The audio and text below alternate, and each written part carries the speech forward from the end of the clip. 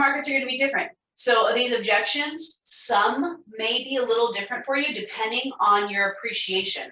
So that's an important thing to know. Before we get started, I'm just going to kind of go off on that a little bit. In your market, you need to kind of know what your appreciation rate is for your different areas, because that affects how you present and that affects the conversations you have. So I'm in San Diego, where our appreciation is near 6% long-term on average. Now, these last few years, it's been a lot higher. So you want to know those figures, because as you know, or may not know, and you're going to learn today, we present using a 4% appreciation rate because that's what HUD dictates. But people may not resonate with that. That may or may not be the right appreciation rate for them. So you want to be really candid with that conversation and know your own numbers. So that's one thing you're not going to learn in here, is your specific market's appreciation rate. So I need you to go out and ask your realtors, do a little research, figure out your market's appreciation. That'll help in a lot of what we're doing today. All right, looks like there's a lot of people in. Let's get started. All right, today we're talking about objection handling. And this is really, really an important piece of reverse mortgages, because there are so many objections and there's so many different aspects of the reverse mortgage loan than the regular loans have on them. And so you need to know this stuff. And that's, of course, why you guys are here today. So thank you for joining me. The first thing I want to go over is that the American retirement system is broken. And everyone on this call, we can all help fix it together. There's been a long-standing theme in our country of paying off your house and never getting a mortgage again. And that just doesn't work in today's age. That works when we were an agricultural society and the property was being handed down to other family members, the kids mainly, and then those kids would take care of the parents on that property. And so it was really important to leave a home with no mortgage for them for that reason. Also, in today's economy, most people don't stay to take care of their parents. So parents are needing to take care of themselves. Some people don't have kids to take care of them, and they need to be able to figure this out. So the reverse mortgage can come in and help with that in a huge way. Let's go over just the objections. So I am a coach, so I just kind of go on random tangents sometimes. Hang in there with me. I get really excited. But let's go over some of the common ones. Why don't you guys throw into the chat any ones that you don't see in here? We're going to go over the most common ones, and if I can address some of the other ones that you're going to talk about, we will. But let's go over just the really common ones that we hear. First, I don't want the bank to take my house. I want to leave the kids the house. My kids won't let me move forward.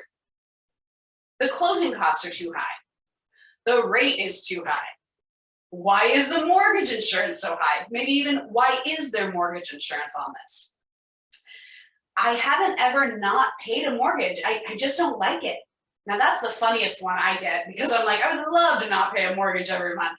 But after paying a mortgage for 30, 40, 50 years, people just get in that habit and they just feel like, oh, well, I've got to keep doing that. So that one's kind of a funny one, but we'll get to that. But my neighbor lost their house with a reverse mortgage. That's not a great one. We're going to teach how to handle that one. I will hear you out because whoever told me to, but I just don't think it's for me, and I really don't want to waste your time. I just don't like reverse mortgages. Like probably 40% of my conversations start that way. Somebody tells me, oh, well, so-and-so told me to call you, but I'm really not interested, but I have to hear you out. And they turn into clients. Well, why not do a HELOC? Why not do a cash out refinance? Why not do nothing at all? My house is free and clear. I don't have a mortgage. I don't want a mortgage. Why would I get one of those? That's all I can get? That one's a big one. All right. So we're going to go into how to handle all of these. The first thing I say when I hear an objection like this is many of my clients felt the same way when they first came to me. Now, in the sales script that I use and you guys have access to in the master classes, if you've taken those, the sales script goes into a really in-depth consultative process. This is not like your refinances. This is even similar to a regular purchase in that people are trying to either save money or buy a house. So the decision point is pretty quick, right? Oh, you can save me $200 a month, let's do it. Oh, I need to buy this house. How quickly can you get my mortgage through so I can make sure I am the actual buyer for this? Reverse isn't that way at all. The urgency has nothing to do with what you're typically going to encounter on regular mortgages. So you need to ask more consultative, in-depth questions. And this is what sets you apart. And never argue. I've listened to many, many sales calls of forward loan officers who are newer to reverse. And they start to argue with the client because the client has said something totally false, which I know makes my blood boil sometimes. I'm used to more than now. I'm kind of used to expecting it now. But you don't want to argue with them. You want to level with them. Oh, I've heard that before. And actually, after we talk about everything, if you still feel the same way, I'll respect that. But let's go into how this actually works. Don't show up and throw up. This is another thing that I see my first time loan officers who maybe been in the industry like 20, 30 years, but new to reverse. You guys learn all of what you need to learn, and then you go and tell them all about the 60% rule and how if they had a Lisa and if there's property repairs, and their eyes glaze over because you're so excited to tell all of what you know. And there's a lot to this product. You're so excited to do that. You actually show up and throw up, and you're not engaging and you're not helping them find their goals in your product. And so that's what you want to do here. You need to help them find their goals, and you need to understand their goals. And you can't do that without asking way more questions than you would on a regular loan. And then present, present, present. This is not sales. This is educational. Just like I'm educating you guys today, you guys are going to go out and educate your clients and your referral professionals and everyone else that comes across talking about reverse mortgages. Sitting on a plane. I've heard lots and lots of stories. So present, present, present, because this is where we're going to prevent the objections. Now, when I say this isn't sales, it isn't sales in the way that you've been taught sales, unless you've been taught high trust type of sales, and some of you have. So this is a really high trust type of product because people have heard bad things and or they just don't know anything about it, and there's a fear of the unknown. So you need to frame everything that you do to prevent the objections before they even leave your prospect's lips. And you need to frame value versus cost. Now, anyone on here who has actually run the numbers to see what selling the home will look like versus what the reverse mortgage will look like knows hands down the reverse mortgage makes sense. But if you haven't run those numbers, you don't have that conviction. So the next client that comes across your desk, run those numbers. See how much it's going to cost to sell versus doing the reverse. Maybe sell and buy, maybe sell and rent. There's a lot of cost to those options. So we're all about framing here. And this is not just a mortgage. And word of caution, I know some of you have been in reverse for some time. Those of you who are newer, when you come into the reverse space, you need to drop your interest rate focus. That is not the focus of this product. While it is an important consideration and we need to talk about it, it is not the reason they're coming to get a reverse mortgage. In the regular mortgage community, we'll hear all the time, oh, nobody wants a mortgage, but they want the house, right? In a reverse mortgage, nobody wants a reverse mortgage. They want retirement. Maybe they want to buy a new home without having a new payment. They want to live better. They want a financial solution. And this is where you as the advisor comes in. All right, before we get started, in case some of you don't know who I am, thank you for being here today. My name is Christina.Harmes Hika, and I just recently announced the opening of the Reverse Mortgage Coach company. This was born out of just so many 15-minute pick my brain calls where nobody was really learning what they needed to learn because it's just not enough time. So I've created 3 different levels of support. if you don't know what I'm talking about for the sales script, this is the level of support that will be appropriate for you right now. This is just the entry level course, and there's 5 modules. It's online on demand.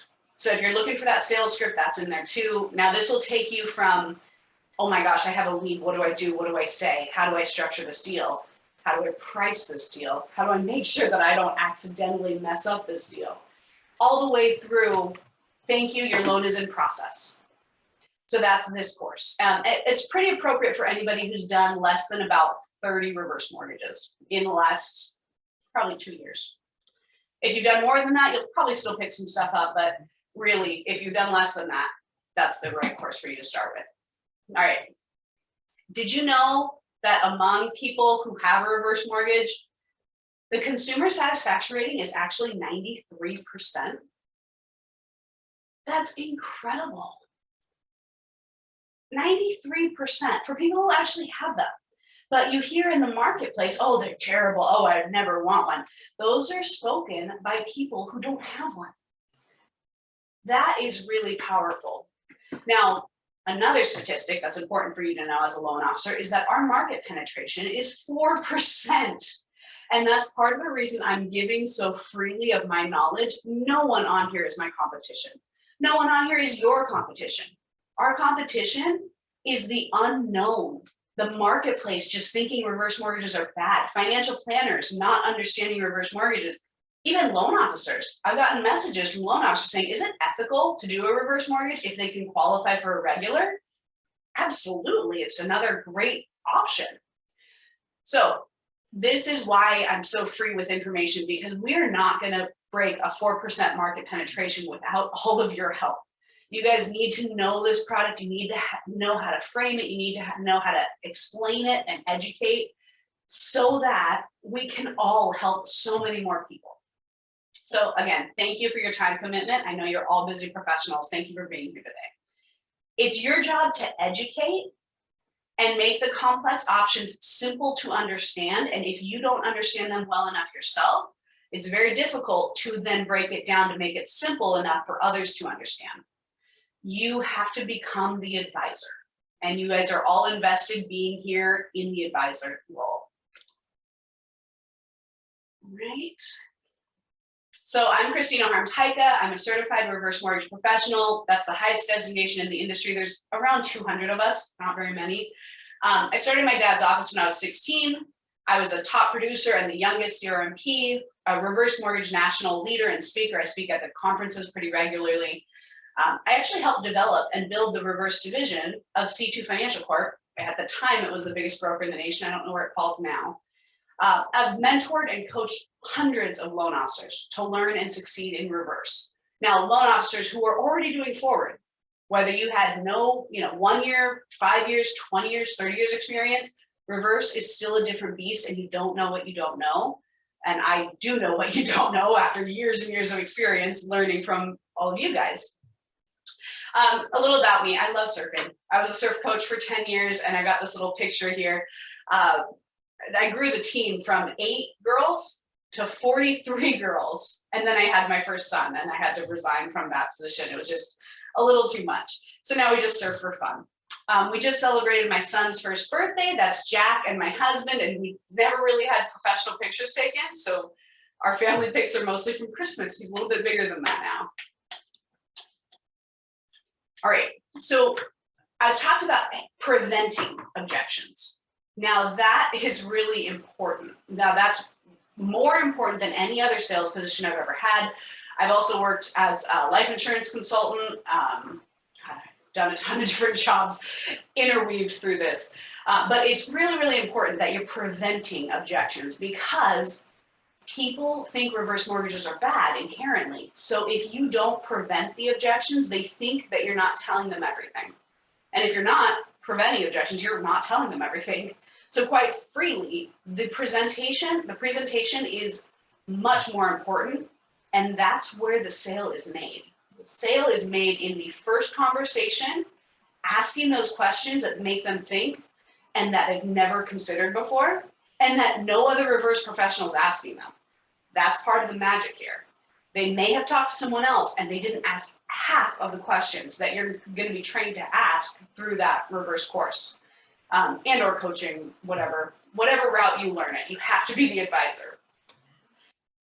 Then you prevent objections through your presentation.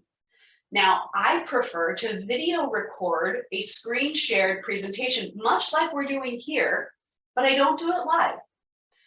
I ask all of the right questions, I gather all the information, and I say, okay, great. I'm gonna go back to my work. I'm gonna go back to my desk and put together options for you. I'm gonna create a presentation. I'm gonna email that to you. It's about 30, excuse me guys, it's about 30 minutes. And I want you to watch it in full and write down all of your questions. I'd also like you to send this video to anyone in your life that is important for making this decision. Anyone in your life. So who do these video recordings get sent to? They get sent to kids, adult children. Maybe they're the block. They get sent to sisters and brothers. They get sent to financial planners. They get sent to their CPA. They get sent to their best friend who is a really good financial person and also helping them make this decision. In reverse, most people will have at least one trusted advisor, whether that's a professional or not, that they're talking to help make this decision because they're scared. So you need to get that trusted advisor all of the same information that you have already given to your client because they cannot regurgitate it well. And I'm sure many of you have seen that. You do a great presentation, you're all excited, they're excited, you're excited, it's a perfect fit, you're gonna put them in a much better financial situation. And then suddenly a week later they say, oh, you know, I talked to my neighbor Susie on our walk this morning and she said reverse mortgages were just terrible and I can't do this. Great, thanks. That was only an hour or two of my time that I'm not gonna get paid for. So this is about increasing your closing rate. People always ask me about leads. The truth is, you do not need that many leads to be successful in reverse. You need to know what you're doing and you need to be the advisor. You need to handle these objections and prevent them. So that video recording, the other reason I do that is because how many times have you been on a call with somebody and you thought it went great and then they said, oh, let me sleep on it. And then a week later, they ask you all the same stuff and you have to repeat everything that you said. I've been through that many times. I had one client where I swear I repeated my same presentation 4 times. And that's what got me to the video recording. Now the video recording also makes you look quite professional. People who are qualified for a reverse are, and depending on what product, are age 55, 60, or 62 and up, they think it's really snazzy that you do these videos. They're very simple to do. Some of you may have BombBomb, some of you have Loom. Loom.com is the one that I like to use. You can do Zoom. Very, very simple. Lots of different softwares, and you guys can throw in the chat other softwares for everybody to learn from that you can record clear, easy videos like this. All right, and you guys are gonna see some of my presentation, so hang in there. And there are a few fun freebies that we're gonna interlace throughout this presentation. So pay attention and write down the codes when I show them to you because they're not gonna last long. All right, you can get my script in the Reverse Mortgage Mastery Program. There's also a module that teaches you how and why you're saying the things you're saying and asking the questions you are. You need to clearly explain all of the options they have and then let them decide. Now, I do lead with the option I think is the best because I'm the advisor, but I don't only tell them about that option. People like having options. And even though the other options totally don't fit, that will help them self-sort into the one that you see does fit. Stop selling. That's all I can say. I have listened to so many calls where people just have a cadence that is very salesy. Well, why wouldn't you want to do this? This is the best program ever. Oh, well, it is a lot of money. You don't want to sound like that. That may work in other sales aspects, but that is not going to work with reverse. You need to get real. You need to put yourself in their shoes and think of your own house. If you could do this reverse mortgage today, would you? And if your answer is not yes, then you need to understand the program more or not do reverse mortgages. If you truly understand everything about it and still decide it's not the best program, well, then this isn't a space that you should be selling in. Most people, once they actually understand, they love the program. And most loan officers, I did a poll a little while ago. How many of you guys hated the idea of reverse before learning about it? And almost, I think you're at like 20 comments of, oh, me, I hated it. And then I had to look into it because my mother-in-law was going to do one. And then they looked into it and they liked it. That is the same process for people looking at reverse mortgages. You need to level with them. When they say objections, like, well, that interest rate is pretty high. Well, yeah, it is. But it's the only mortgage without a required monthly payment. It's the only mortgage that's non-recourse and you can't outlive it. There's a little bit of a premium for that. Just flat out level with them. That's true. You don't have to try to convince them, oh, it's not that high. You can, of course, frame it. Those of you who lived through the 80s might say something like, well, what was your interest rate in the 80s when you bought your first house, or your second house, or your third house, whatever that was. Frame it because that interest rate was likely in the teens. And anything we're looking at today is much lower than that. Normalize it. This is a mortgage just like your current mortgage. The difference is that the payments are deferred. You don't have to make the payments every single month, but you can. How many of you guys actually include that statement? But you can make payments if you want to. You need to include that language so that people feel they have the flexibility and the control. And so they understand they actually can. I can't tell you how many regular loan officers for forward mortgages come to me saying, hey, so-and-so's refinancing out of their reverse. And I'm like, why? Why don't they just make the payments? And that's news to everybody. What? I can make a payment with the reverse mortgage? Yeah, make the payment so that if and when life changes and you can't make that payment or simply don't want to or logically realize there's no reason to, you can just stop. But let's get this in place under the current program guidelines, under the current rates with your current value and your current mortgage balance, because we know that works. We don't know what that'll look like in a year or 2 years or 5 years. All right, treat them like your best friend. I started in this industry really, really young. And so I would always treat them like my own grandparents. And if you watched some of my different stuff, you heard my grandfather's story. I truly believe today my grandfather would be here if he had done a reverse mortgage. That's a different presentation, so I'm not going to go into it. But you need to have a story that is really compelling as to why you like reverse. And you need to think about, like, why do you actually like reverse? Of course, in all the programs we do, we dig into that as well, if that's something that you need a little help with. And then edify your referral source.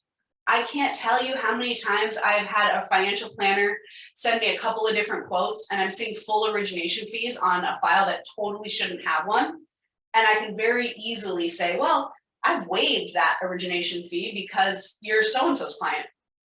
And I really value that there's that relationship. So you want to make sure you have something that you're edifying your referral source with. All right. How am I preventing objections? Will you weave in the explanations and the objection handling in the information as you present it? We're going to go over an example here. There are 3 key pages to present. You do however you're getting your reverse mortgage quotes, you should always make sure you're including for your client the reverse mortgage comparison sheet, the amortization schedule, and the TALC. Now, there are more required disclosures that you need to disclose to them. However, these are the most important ones for objection handling. So we're going to go over them today. I'm going to take a moment to take a sip, and then we'll dive right into this.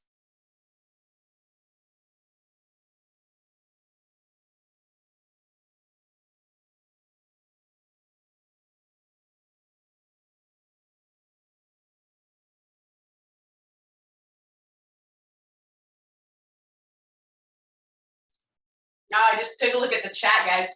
Ricky, your son's name is Jack too. That's awesome. I love it.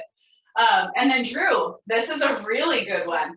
So Drew says, costs. Your home appreciated 18% last year. Would you give back 2% of that to never make a payment again? Great, great phrasing there, Drew. Love it. All right.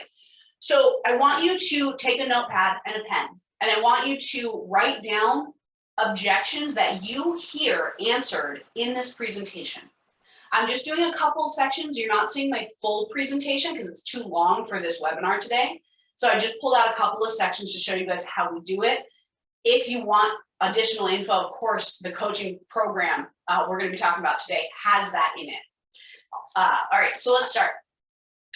This is just a simple example. Somebody born January 1st, 1950, and we lay out a HECM, Cat 5, a HECM Cap 10, a HECM fixed rate, and then a home safe.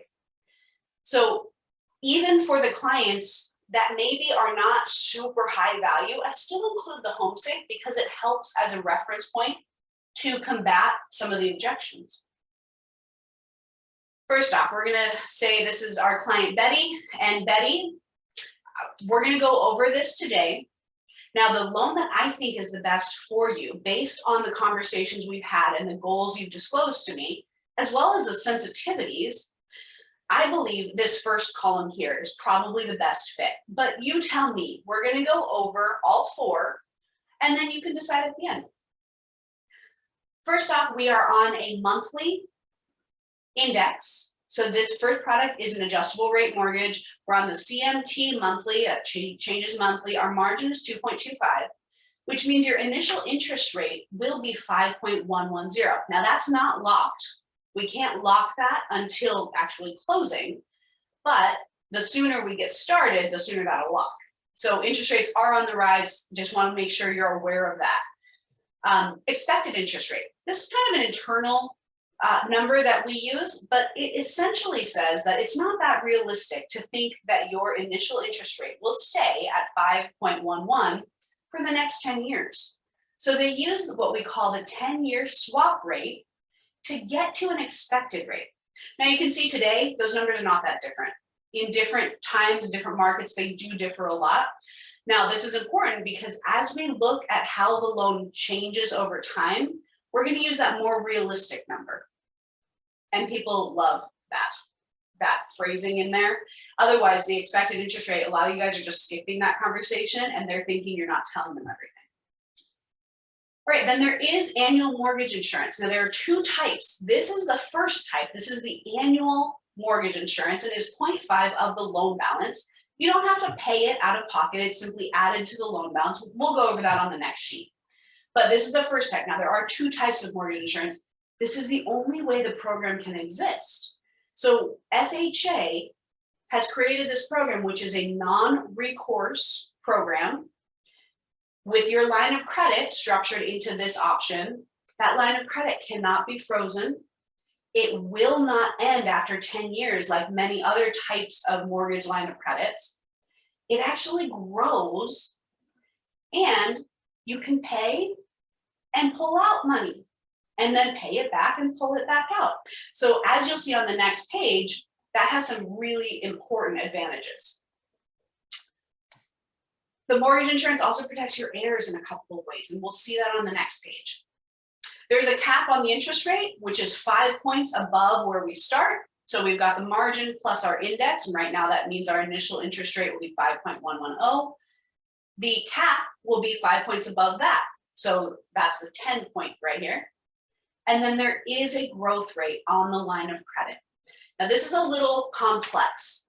The growth rate is the initial rate plus the annual mortgage insurance. So you see that 5.11 plus the 0.5, that gets us to 5.610. Now, you're not actually having a pool of money in a savings account earning interest. That's a common misconception. The line of credit is very similar to having a credit card with a limit. So let's say you've been a Capital One customer for 10 years. Been a good customer, you call and say, hey, I've been a customer for 10 years, I've never missed a payment, I'd like my line of credit increased, or excuse me, my credit limit increased. And they look at your file and say, okay, you're right, this has been a really good client, and we're going to increase your limit from 15,000 to 30,000. That's the same concept going on with this line of credit. They don't want people to have to refinance their reverse mortgage to increase their line of credit. Now, over the last few years, you guys have seen that we are doing that, but that has been in a very unique market with crazy appreciation and very low rates. That's not the typical. So now that things are being corrected and leveling out, interest rates are higher, this should be more the typical, where people are not refinancing. So they build in a growth rate on that line of credit so that as time goes on, you can access more of your home's equity. We'll go over how that actually works in numbers on the next sheet. All right, so that was the main product that I'm presenting. Now I also in this section say, I don't place anyone into the 10-point cap because I personally would never want my own grandmother in a rate that has a 10-point cap when there is a 5-point cap available, but it's important I show you the options, so it is there. And then there's a fixed rate. So the fixed rate works a little differently. There is no line of credit option. And in your situation, I think the biggest benefit to meet your goals is the line of credit. With the fixed rate, they only allow a one-time lump sum payment at closing, and a lot of the time you're leaving money on the table. And you'll see that further in the presentation when we get further down on this sheet. Now, you guys know I've just taken the very top section. There's 2 more sections to this sheet that I don't think we're going over today. But that is important that you weave that in the beginning so that they're waiting to hear about it towards the end. They're not stopping the video because you just told them, hey, we're gonna go over that. All right, the fixed rate right now is 6.18. That would be fixed for the whole life of the loan. And then we do have an option that is a little different. Now, this is not an FHA option. This is what we call a proprietary reverse mortgage. And the rates are a little bit higher, but the costs are a little bit less. So if for whatever reason that's a better fit for you, just let me know and we'll redo these documents and do a whole schedule of amortization for that home safe option. All right, I believe that is the end of that section's presentations. Now I want you guys to tell me what objections did you hear handled through the information I just conveyed. Just throw it in the chat. I'm going to read them out loud. Oh, Don asked the HELOC growth rate doesn't. Well, all right, Don, we don't call it a HELOC because the HELOC is the home equity line of credit. Sometimes I've heard RELOC, but I just call it the reverse LOC. So just a little jargon there. But anyways, you're asking, it doesn't apply to the jumbo product. The different jumbo products, there are some LOC options and the growth rate does not work the same. Some of them do have a growth rate, but they don't work the same way I just explained. Aren't ARM products riskier for me? They can be, absolutely. Your interest rate could go up to 10%. Now, have we seen any reverse mortgages hit their caps within the last decade? No, but that doesn't mean it couldn't happen. But that is part of the reason I use the 5-point cap instead of the 10-point cap. And if that's truly the biggest consideration, we do have the fixed rate. Now you'll see later on why that might not be the best fit for you. It's leaving a lot of money on the table in your situation. So just really leveling with them. Yeah, absolutely, that's true. All right, let's see. You mentioned the reasons for the mortgage insurance. Absolutely. That is one of the biggest things that I'm weaving in really early on. It's the only way the program can exist. FHA gives you the low interest rates because there is mortgage insurance. Fix is only a one-time lump sum, absolutely. Interest rates and the reasons for the insurance, they don't have to pay the fees out of pocket. Can't get future access with a fixed rate product. That one's a great one. Why not take the lump sum at the fixed rate and just put it in my savings account? Vicki, that's a great one. And further down on this sheet, you will see how much money they're leaving on the table and be able to address that. And then in the next section, we're going to go over the amortization schedule, and that will handle that one in a big way. And this is part of the reason why I record the entire presentation, because all these kind of questions come up. And if you're doing a live conversation with a client, they'll interrupt you and they'll get themselves all turned around and confused before you've even had a chance to explain everything. Okay. Home safe LLC is available for 10 years. Yes, now that's the home safe, that 1.5. So Ricky, answer your question. Ricky says, home safe LLC is only available for 10 years and only grows by 1.5. That's true, and it only grows for the first 7 years. So the growth power of that is, it can be big if you're starting with a huge LLC, but compared to the HECM, it's a much lower rate. All right, Sean says, you identified what their options are so they don't feel like you're steering them into something that benefits you. Absolutely. 5-year cap is better because I wouldn't want my grandma in years. Absolutely. You guys hit on a lot of them. Closing costs are too high. I gave them an out. I said, we have the home safe. Now the rate is higher, but the closing costs are less. And in the next section, you'll present that. The rate is too high. Well, on the HECM, that's the lowest rate we have right now. So we're not too far from the 30-year fixed rate. And if they bring that up, I'll say that. Yeah, we're a little higher than 30-year fixed rate, but not much. But the 30-year fixed rate, you would have to have a mortgage payment.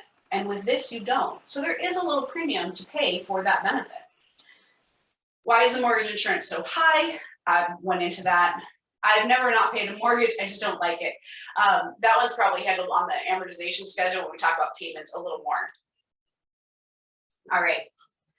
So now we're going to go into, this next section. Now on your reverse mortgage comparison, this is the next section down. Now, not all of them look the same depending on what lender and what programs you're getting. So they may look different than my screen, but it's important you understand the numbers and fit them into whatever your presentation looks like. Excuse me. All right, I'm gonna dive into this one. It's a lot of talking. Sometimes I pause the video while I'm doing it just to catch my breath and take a minute. All right. Hey, that's a really good one. Kenneth, you say with the ARM, we have the ability for the rate to go down too. That's a really good point, especially in this environment where there's speculation that rates may go down. Yep, perfect. That's awesome. All right, so now this section. All right, so you have told me that your home's value you believe to be about $700,000. I looked up my sources, and that seems pretty accurate. The truth is, it doesn't really matter what you or I think what your home value is. It comes down to an appraisal, sometimes 2 appraisals. So just know this is an estimate. And with every reverse mortgage, we always go in with an estimate, and then an appraisal is part of the process. Now, this is where I talk about handling appraisal costs. You may not handle them the same way I do. Often, I like my clients to have skin in the game, so they're paying for their own appraisal. And I'll say that. So the first appraisal is an out-of-pocket cost. So this is your first out-of-pocket cost. Typically, in my area, the appraisals are running about $700 to $900. Now, every now and then, FHA requires a second appraisal. And it's a little bit random. So just know that if there is a second appraisal required, we're going to know after that first appraisal goes through FHA's system and either gets flagged for a second appraisal or it doesn't. Now I pay for that second one, so it's not another cost to you. If you guys are having your client pay for that second one, make sure that you're telling them that at this point. You may have a second cost here. And about halfway through the process, once the appraised value comes in, all these figures will update. If you're one of the unlucky ones that get 2 appraisals required, know that they're going to use the lower of the 2 values. There's no wiggle room on that. That's just how it works. The max claim amount, you can think of as the home's value. Now, in this case, it actually lines up. When it doesn't line up, then you have some explaining to do. In this case, we're under the HECM cap, so we're good there. And then I say something like, just know that every number that follows, can you guys see my mouse on the screen? Somebody will just throw in the chat. Yeah, cool. Okay, so I've been using it on my main screen so I can talk to you guys, but I'm presenting on this one. So I'll say something like, everything that follows this 700,000 is based on that 700,000. So if your appraisal comes in higher, all the figures below will adjust up. If it comes in lower, all of the figures below will adjust down. And that's just how it works. So now you can think of the principal limit as the loan amount the lender is willing to lend. Now, this is a moving target because it's based on the youngest borrower's age, your current home value, and current interest rates. Now that third piece, current interest rates, make a huge difference here. So if we don't move forward today and you come back to me in 3 months and interest rates are higher, just know that all of the numbers we're looking at are much lower because those interest rates are higher. Throw something in there, what's relevant to your market at the time. I don't always say that same phrase because we haven't always been in a rising interest rate environment like we are today. So just customize what you're actually saying. Don't just regurgitate what you hear this one time. All right, so the principal limit, and you can see across different products, across this column here, the loan amounts are different. And so that's an important factor as well. And this is why I think the adjustable rate may be the best fit for you, because as you can see here, we're going to get you the largest loan amount available with this particular option. And in our first phone call, you expressed to me that was your most important factor. You wanted to get the most you could from the house. Then we have our second type of mortgage insurance here. Now this is a straight formula. Every reverse mortgage, FHA, HACM, is a 2% upfront initial mortgage insurance premium. So know if your home's value comes in higher or lower, that figure will also adjust. Now this is not paid out of pocket. This is simply added to the loan balance and comes out at the end when the mortgage is due to be repaid. You don't have to pay this out of pocket. The origination fee is typically $6,000, but because you are referred in by Rick, I waived it for you. So you're actually saving $6,000 here, or whatever your spiel is for the origination fee. Other costs, these are going to be similar to what you'll find on any type of mortgage refinance. I'm normalizing here. I'm normalizing it to other refinances they may be looking at. This is the third-party costs we're going to be using and other fees to get this mortgage done for you. So we have title, escrow, notary, government recording charges, credit report, other fees of that nature. Now there's another page that breaks them all down, but know that this is the summary here. And between these three lines, the initial mortgage insurance, the origination fee, and other costs, this is the total cost of the loan that's financed in. Now you're gonna have 2 out-of-pocket costs, possibly 3 if you're in a condo. This person I'm pretending is not in a condo, so I'm just gonna say 2, but if they're in a condo, you need to be aware of their condo doc costs, unless you're paying that. So I'll say something like the cost of counseling, we're legally not allowed to cover that for you. And then the cost of one appraisal. Whatever your costs that are out of pocket, you need to be disclosing that here. And then I'll say something like, you know, through the reverse mortgage process, you will see a lot of different disclosures and they get kind of confusing, but always come back to this master because this is where everything for the reverse mortgage numbers is laid out clearly. No credit on this one. We're not in a market environment where we're seeing a lot of credits just because Compass has been changed. So we're going to finance in those fees. Then what's left is this remaining principal limit that we're going to pay off your existing mortgage. So you're going to have a new mortgage company that does not require monthly payments on this. And then we get to our total, they call them total mandatory obligations, which is just your mortgage we're paying off plus the fees financed in. Now, I'm not presenting the last portion of this, which is proceeds, but in the coaching programs, of course, I would teach you how to present that. And that's where we go into the differences between the fixed and the ARM and why the ARM that I've led with is really the right fit for this client. And then I'm regurgitating back to them all their goals and sensitivities that they expressed on that first call. All right, couple of questions here. All right, think of what objections I handled through this. Oh, you know what? I didn't handle one I need to handle before. In the presentation, I will also go into, now, if you really don't want that mortgage insurance and, you know, this client I'm pretending has kids, but let's say they don't, and they really don't care about their long-term equity, then you may say something like, well, if the closing costs for that mortgage insurance is just really a barrier for you, we do have the other option, but it's a 7.99% interest rate.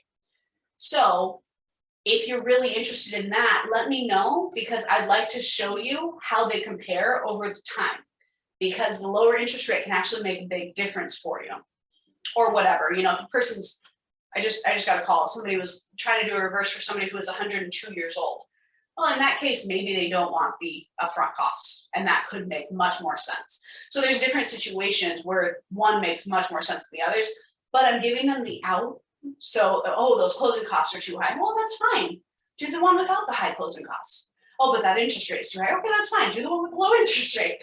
So you're just kind of giving them different options so they can see, I'm telling you everything. This is how it works. Which one do you want? All right, what objections did you hear handled in that section? I'm gonna go through some comments in the chat. Okay, Ryan is asking, if there is an origination fee, do we, the LO, get that fee plus any rebate? I will not speak to anyone but a broker on this, because anybody who's on here who works for a larger company as retail, your compensation is not likely the same as ours as brokers. It may be, you can type in the chat if it is, but for a broker, the origination fee, you get to dictate if it's an ARM. If it's a fixed rate, you need to be looking at the rate sheet and putting the origination fee that the lender says on a fixed rate. Write this down. On the ARM, you dictate the origination fee and it goes to you. On any fixed rate, including the proprietaries, you do not choose the origination. The lender has published that on the rate sheet and you do not get the origination fee. Very, very clearly. ARM, you get it, so you decide it. Fixed rate, you don't get it, so you don't decide it. But you need to include it and disclose it up front, really important. How is the MIP calculated? Anticipated loan costs, potential out-of-pocket costs. Yep, perfect. Max loan amount available. On the adjustable loans, yes, it goes to the LO. Awesome, awesome. Are we still using FHA tables for PLF from 2017? I don't know what year the tables were published. I use this for my reference guide, and I never do it manually. I caution you guys to not do it manually either. Now, this is the author, Dan Holquist from Understanding Reverse. He actually has an app too. I think it's called Rapid Reverse, and it has a little rabbit logo. Really simple to get on your phone, and as long as you know the expected rate, you can run numbers quickly in real time. So that's the tool that I use if I'm like in a conversation or, like I said, on an airplane. Typically, I don't tell people rough numbers though, because it's just too complex and then it's a moving target. So I'm using these PLF tables back here. Anybody who's in reverse, if you guys know if that's the 2017, please throw it in the chat. I'm not clear on it if that's when that was published. But Dan does update that book every year. So if you're getting a new copy every year, you're gonna have the current one. The app is called, let me get into it, I think, yeah. It is called Rapid Reverse. Throw that up to the screen. It looks like that. This is a new tool. I'm really loving it. You can find it in the App Store. All right. What objections were handled? Closing costs are too high. You gave them an out. You told them, hey, it's not part of your actual payments. What Drew pointed out earlier, hey, your property appreciated 18%. Will you give 2% of that to not have to make a mortgage payment? Why is the mortgage insurance so high? The only way the program can exist for the low rates, you don't have to pay it, you can do a higher rate. I've never not paid a mortgage, I just don't like it. That one we're going to handle on this next one.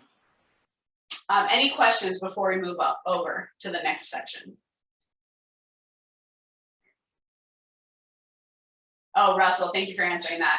The PLF 2017, yeah, that definitely happened. They did get slashed, which is actually kind of a good thing because it helps make sure that people aren't underwater when they pass because they have so much more equity for that more room for the loan to grow. We're going to explain that in another objection handling. Gosh, we're a little over time, or we're going to be over time. Let me go over this quickly. And we're going to keep going. If you guys want to stay on, I will stay on for a little while longer. So anyways, this is the amortization schedule. Objection handling in here.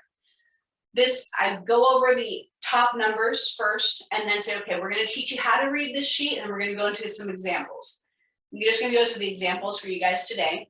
So let's say if in 8 years, for whatever reason, you decide you don't want to keep this home anymore. Maybe you need to sell. Maybe it's just not a fit. Maybe you want to move to another location. Of course, you can sell. You're the owner. You keep title just like any other mortgage. And if you did, you would be looking at likely a property value of around 957. My mouse on that screen. Now, if you've not used the line of credit, it will have grown to 204.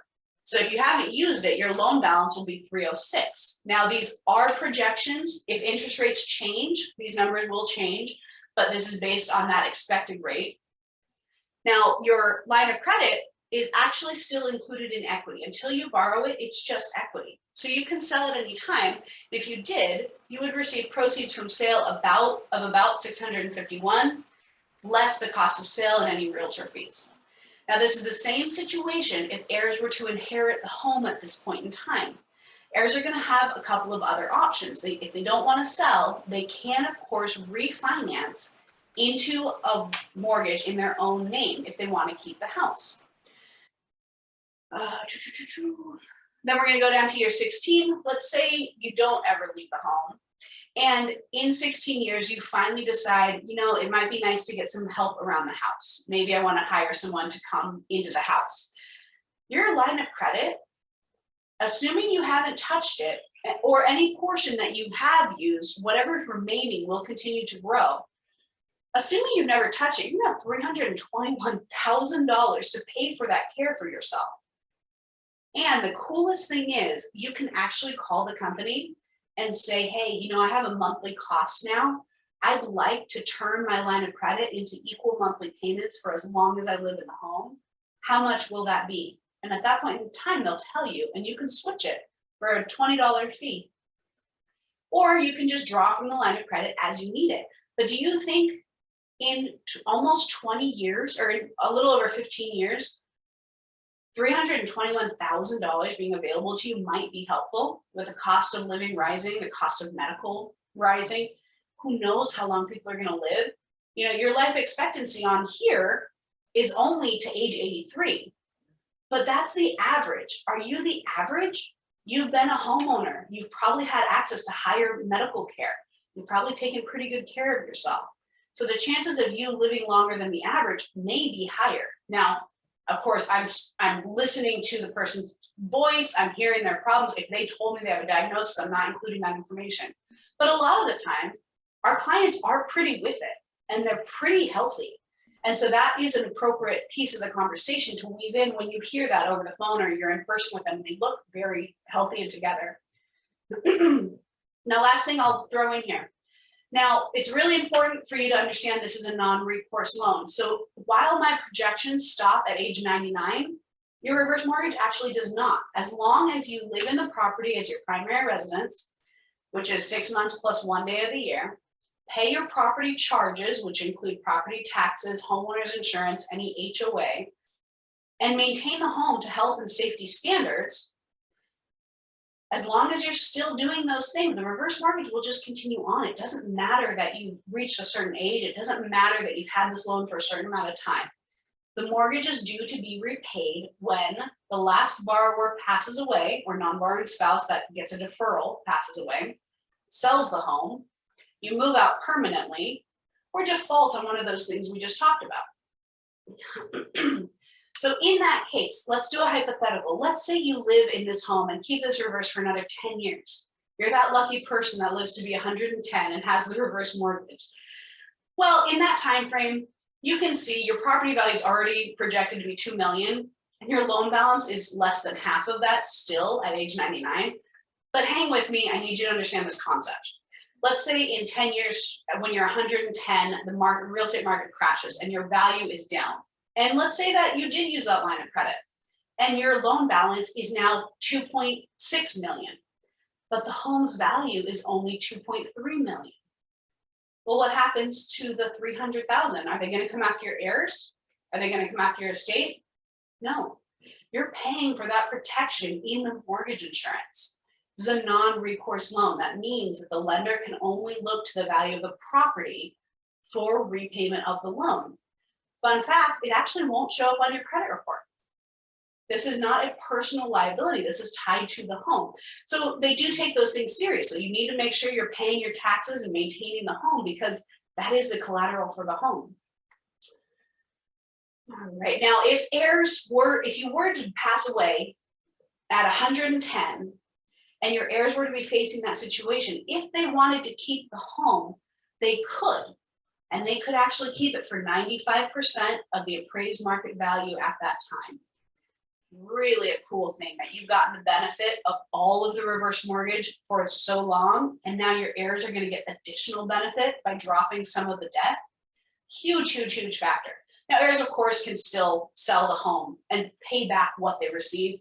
They're going to have 6 months to do that. Now, they're going to also maybe be granted 2 3-month extensions, depending on the situation in the market at that time.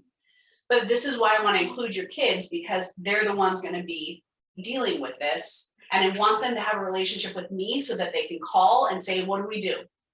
And I can help them through it. All right. The objections handled there. I don't want the bank to take my house. I told them you're still an owner, just like any other mortgage. What if I want to sell? We address that. What if I want to leave the house to the kids? We address that. Kids won't let me move forward. That's why we're including them in the conversation.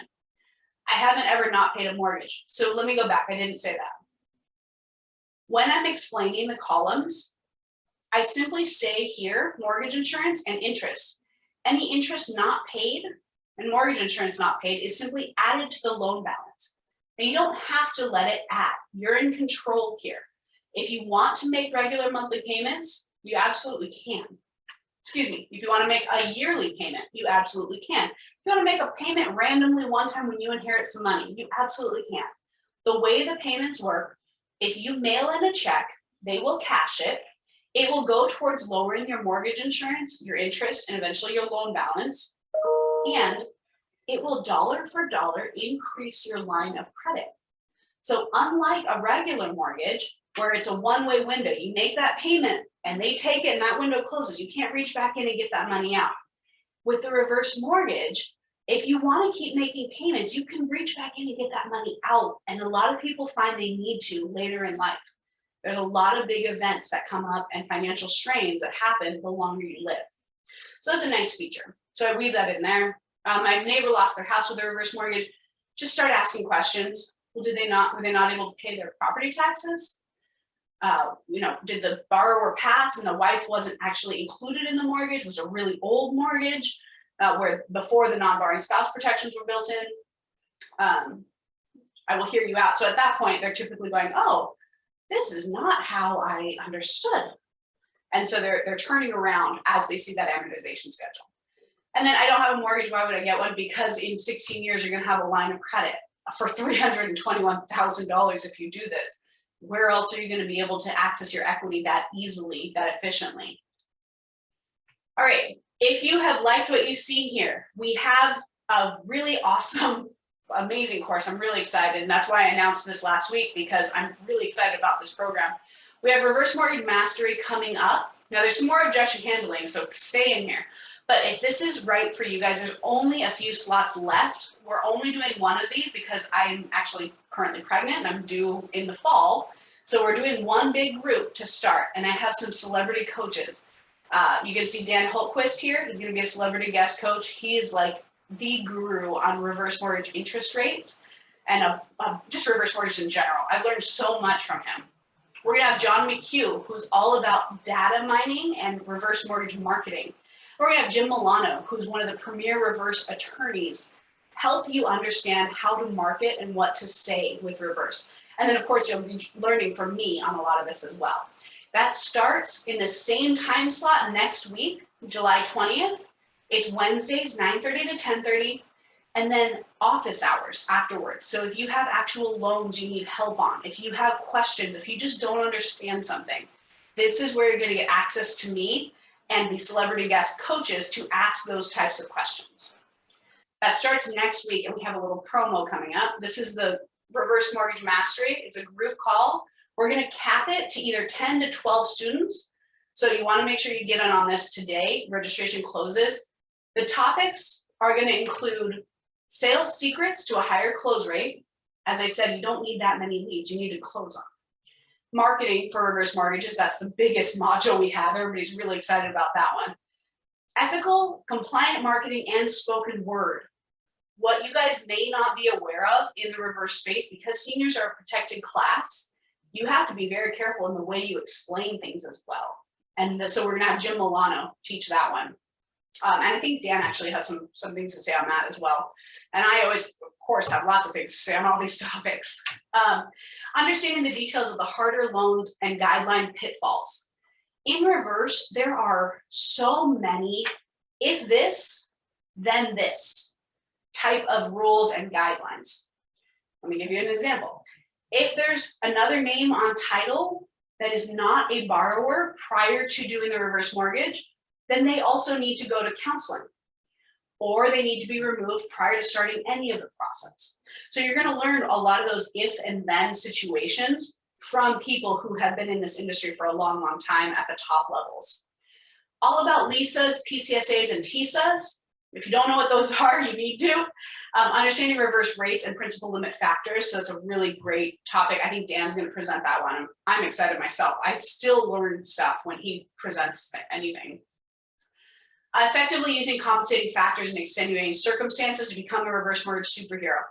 Number 7 is literally how I made my career. I was able to figure out how to do loans that no one else could because of compensating factors and extenuating circumstances. Now, what I found is that most people don't actually understand how to use them and don't try to use them. They just tell people, oh no, you don't qualify. Oh, it doesn't work. So coming to this will help you make sure that you don't have as much fallout, because you're going to get that condition and you're now going to know how to get through it, rather than just going back to your client saying, oh, you know, they said it doesn't work. Because the underwriters don't typically freely give those out. You have to know them and you have to fight for your client to get them. Understanding and presenting closing documents. There's 2 notes. There are so many different disclosures in here. You need to understand what they are so that when that notary calls or you're at the closing table, you understand and you can explain that confidently. And get those referrals. Closing is the point where you ask for referrals. And if you don't close well, you can't ask for referrals, or you can, but you're not going to get them. Aging in place. That is a topic that is typically skipped over, and it is so important. It is the driving reason why I got into reverse mortgages. And then there's bonus content. You guys need to understand servicing so that you can prepare your clients on what to expect once they have the reverse. And we're going to show you some really nice closing tips to get some goodwill and referrals in as well. All right, here's a quick discount. Write down this code. Whoever gets it first uses it, and then it's gone. We have a discount today only, first come, first serve. It is 20% off of this RM Mastery course. Normally, it's near $6,000. You're going to get over $1,000 discount with this course code. We have 3 of these today. So if you want in, go take that. Go to learningreverse.com, go to the Reverse Mortgage Mastery and check out with that code before anybody else does. All right, another objection we're going to handle. So we are over time. If you guys have to go, I totally respect that. I don't need to jump yet, so I'm going to just keep going because I want this recording available to you all. If you have to go, that's fine. We'll send out the recording after. That's all I can get. So I actually use this picture in the beginning of my presentation, and I say, this is shocking to most people. They think because my home is worth $700,000, well, I should be able to borrow nearly all of that. But the truth is, nobody knows how long you're going to live.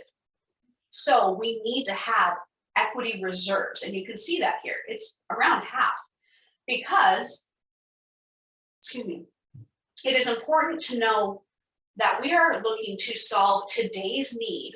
You have a cash need today.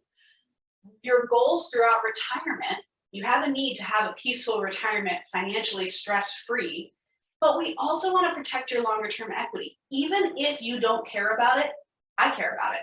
Because what if you can't stay in your home? What if you and your spouse or whoever the situation is for, what if you're not able to take care of yourself or your home is just not suited for you anymore? You need to be able to have longer-term equity so that if you have to sell, well, you have some equity to receive so you can pay for wherever you're going. So it's really important you convey that as well. And in everything that you do, you're looking at it through that lens. 3 goals: today's needs, throughout retirement, and at the end. Are we leaving some equity to kids? Are we preserving it in case you need it? This is why the reverse mortgage doesn't give you all of your money all at once. It used to. It used to give you a whole lot more of your money. And that's where some of those stories come from, because people really shouldn't have gotten that much. They blew through their equity way too fast, and then they couldn't pay their property taxes. And as you know, paying their property taxes is a requirement of the loan. So that horror story that you just told me when we started, that's the most likely situation, because they don't typically know. You guys know that, you've had those conversations. They don't typically know why that person lost their home. So if you give them an answer and an explanation, and that explains why they can't borrow so much. All right, let's see. I haven't checked comments in a minute. Oh, Ryan, you want me to name the guests? The guests are Dan Hultquist, John McHugh, and Jim Milano. What time zone we're in? I'm doing in Pacific time zone. Dan rocks, he is awesome. Vicky, thank you. I think you put in the rapid reverse link is in the comments for you guys. Thanks, Vicky. Dan he's incredible. The first time I heard Dan speak, my eyes were just this big, and I was like, I want to be like that. All right, more information about that. Which class? The Reverse Mortgage Mastery. That's the group coaching program that is starting next week. All right, why not just do a HELOC? This is a big one, because HELOC marketing targets seniors as well. So they're seeing it all the time. Oh, a HELOC's only $500 to get. I'll just do that. HELOC is a terrible fit for most people in retirement. It's a great fit for people who are working and that might have increased income in 10 years when the mortgage payments are going to go up. But if you're 67 today and you're already looking for more cash, do you think it's more likely that you're going to have money to pay that higher payment in 10 years? The truth is, most people exhaust their HELOC in 6 years. And if you do this first, sometimes you can use too much of your equity, and now a reverse isn't an option. So I really don't like HELOCs for seniors, for anybody approaching retirement or in retirement. Now, there are some features and benefits we got to go over here. So you keep title to the home as the owner. True for both, of course. This is your house. No monthly payment is required. Well, that's not true on a HELOC. You have a low monthly payment for the first 10 years. And then for the following 20 years, you have to pay all of that back, and that payment jumps up in a big way. The line of credit is protected from being frozen by a lender. That's true for a reverse HECM. That's not true for a HELOC. And when you need the money the most is typically when they freeze it, when we have recessions, when we have lower home values, declining markets. Not a great situation to be in. The line of credit grows. A reverse line of credit does, the HELOC doesn't. You can draw from the HELOC for more than 10 years. The HECM LOC does, the HELOC doesn't. Insured by FHA, that is a huge thing. That's where that non-recourse feature comes in. And of course, the loan is non-recourse. Not true for a HELOC. Can the HomeSafe LOC be frozen if the value drops? I would need to check into that. It may be, I don't recall off the top of my head. I don't work for FAR, so I don't know their product like super in depth, but you want to know that stuff about whatever proprietaries you're doing. Okay, this is the other piece for the HELOC. A HELOC is going to stay constant, right? You borrow $200,000 or you have a limit of $200,000 and that's all you ever have, and you only have it for 10 years. That reverse mortgage line of credit grows, and that is very powerful in retirement, especially in years where your income is going to be limited and you may not qualify for other mortgages to get equity out of your home. You already set up a line of credit that's giving you more access to your equity as time goes on. All right, second discount. Here's a second code in case anybody tried the first code and it's not working. Same information, 20% off, code 8V2DXG. All right, jumping ahead. I don't want the bank to take my house. Okay, I totally level with you on that. What makes you think they're going to? Hear their answer. Okay, are you planning on not paying your property taxes, homeowners insurance, Maybe your HOA or any other property charges? No. Part of the process for me is going to make sure that your financial situation means that you can pay those things. So you have to qualify for this loan. It's still a mortgage. And I'm going to look at those numbers. As long as you pay those things, you must live in the home as your primary residence. Are you planning on doing that? Maintain the home. The mortgage is due to be paid back when, and then say all of this stuff. So really the important thing here is they're afraid of losing their home, but they don't know why or how they could. So you need to make it very, very clear their responsibilities. And then if they keep up with their responsibilities, there's no reason they would ever lose a home. Now, normalize it. We have to pay our property taxes and homeowner insurance on your current mortgage, don't you? Have you ever missed payments on those? No? Well, then I think history would say that it's likely you're going to continue to pay those on time. If it's not, if they have had issues, well, then throw a LISA on, or PCSA or TISA, whatever product you're doing. Throw that on and sell it. We teach you how to sell that in the course too. I want to leave the house to my kids. Answer with questions. Draw information out of them. Don't just tell them things. People glaze over when you're just telling them things. You want to draw questions out. So when you say that, do you mean you want to leave the physical home itself? Or do you think your kids are likely going to sell it and you want them to each receive a certain amount? Likely they're going to say that second one. Sometimes they'll say the first one. So you got to pivot whichever one they say. In most cases, oh, well, there are 3 kids. I mean, they probably will sell it. Okay, well, how much do you want to leave each one? That question stuns people. They've never thought about it. And it helps level the playing field because they say, well, as much as possible. Well, great. Well, then stop everything else. Stop spending money today, and you can do that. But how are you going to make it through retirement? Is that really going to put them in the best situation?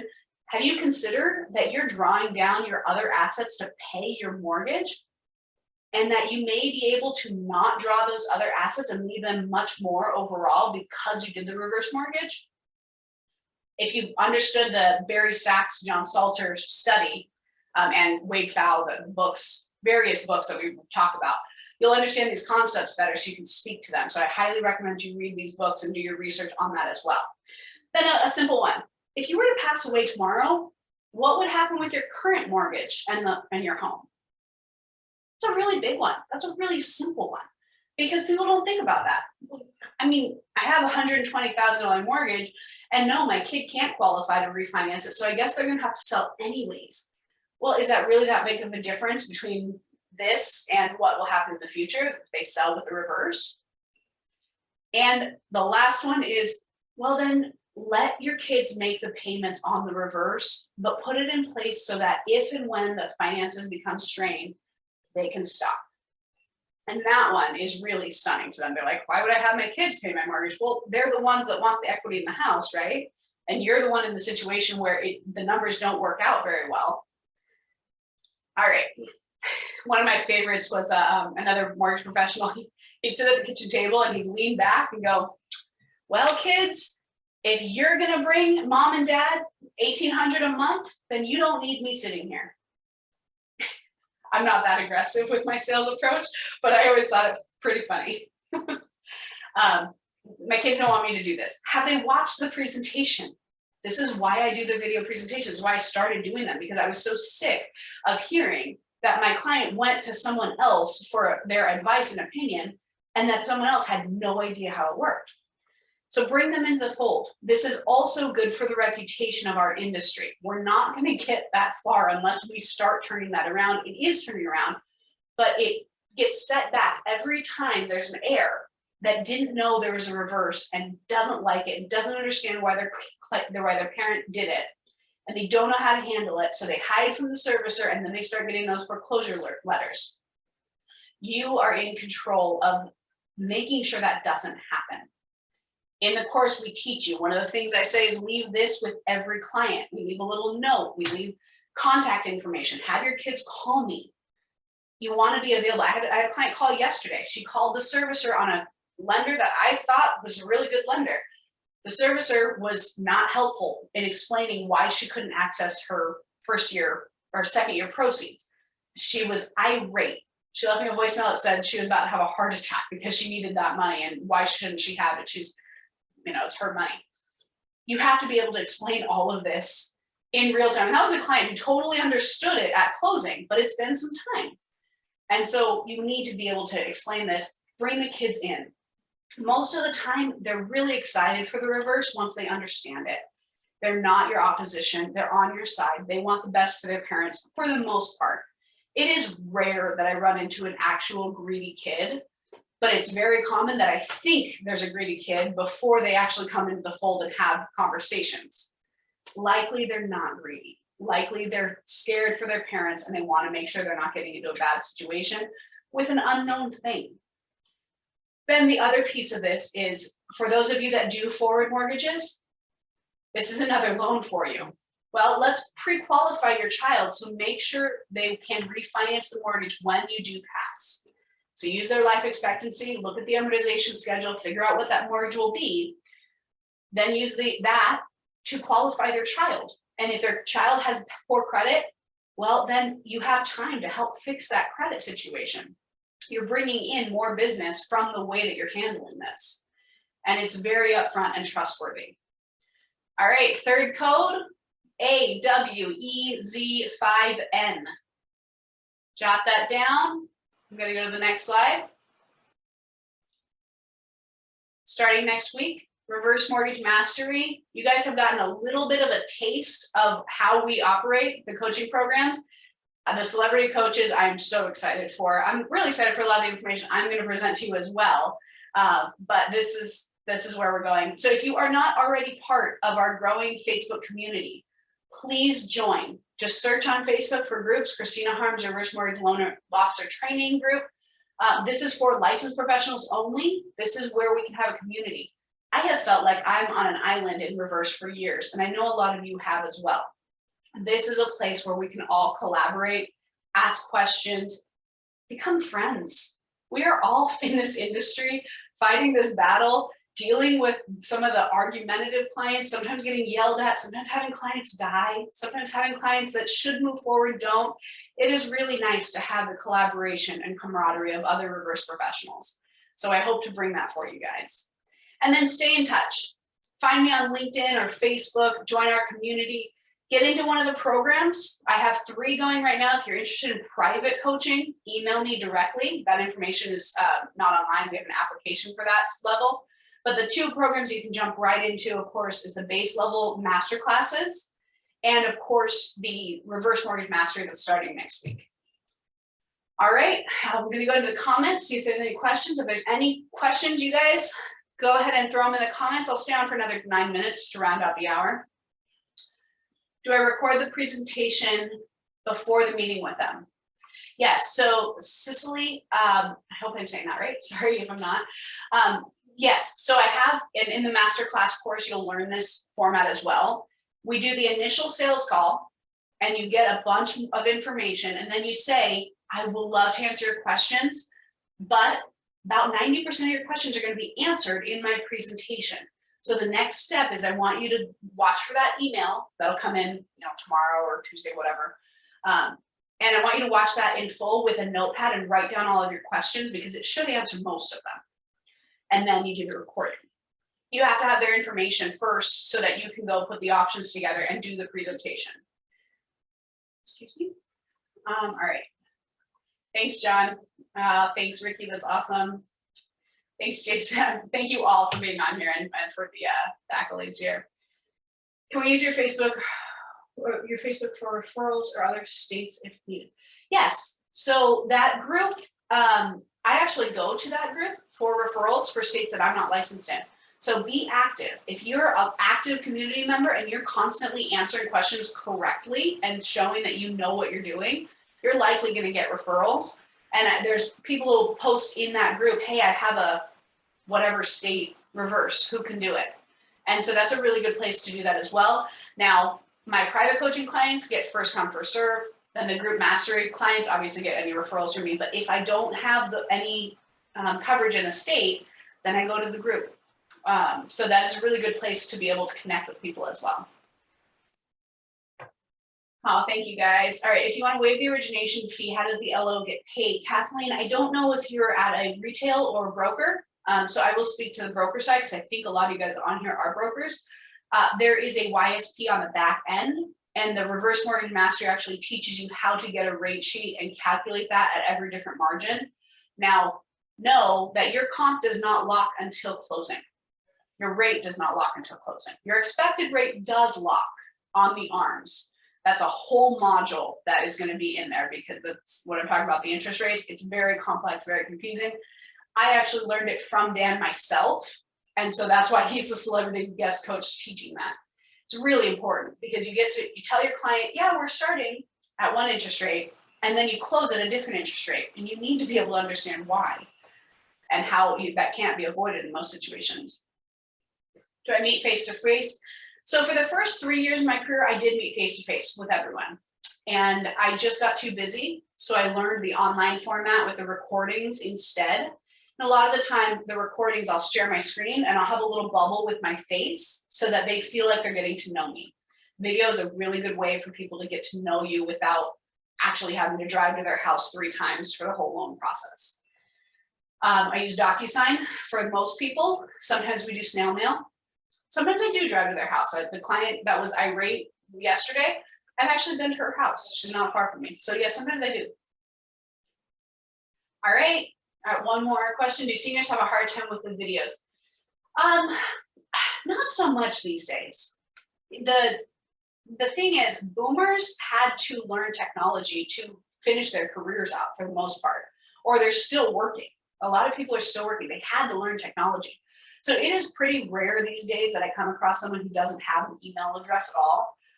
I'd probably say it's like 15% of my business. Now, in different regions, you guys may encounter that more. My parents-in-law, my mother and father-in-law live in Pennsylvania. They don't do technology at all. And I think that's more culturally that way. They're not that old. But the older the generations are, the less likely they are to do technology. So if that's the case, then if they're close enough, I will try to go in person or I'll mail it to them and then say, when you get this, call me and we're going to go over it together. And then I ask them to just hold questions until I can get through everything. Now that is more cumbersome because they can't watch the video multiple times, which I had a client watch the video 4 times before she decided to move forward. So that is another reason of not having to regurgitate the same info. Yeah, Russell, really good point. They're all on Facebook now to see pics of their grandkids, and they're more and more comfortable with computers. That is what I'm finding as well. If you find somebody past about 85, maybe it's more likely they're not on tech, but it's not the majority these days. It's a big misconception. And it's also a misconception that you have to go to their house. You don't. I thought that in the beginning. You definitely don't. That's in your head, not theirs. With COVID, I use that as a way to help protect them and protect my time. I said, we're not doing in-person meetings. I do not want to be responsible for bringing an illness into your home. And so because of that, we're all virtual now. And a lot of them like that. They're busy too. They've got various things they want to do. They don't really necessarily want to be sitting hanging out with you all day. Some do, but all right, guys. Well, I hope to see you in the community. I hope to see you on the group mastery course that's coming out next week. I didn't go into the details of that too much, but they're online. Message me on Facebook if you need more information. And thank you for being here today. This has been an awesome event. Thank you all. Have a good day.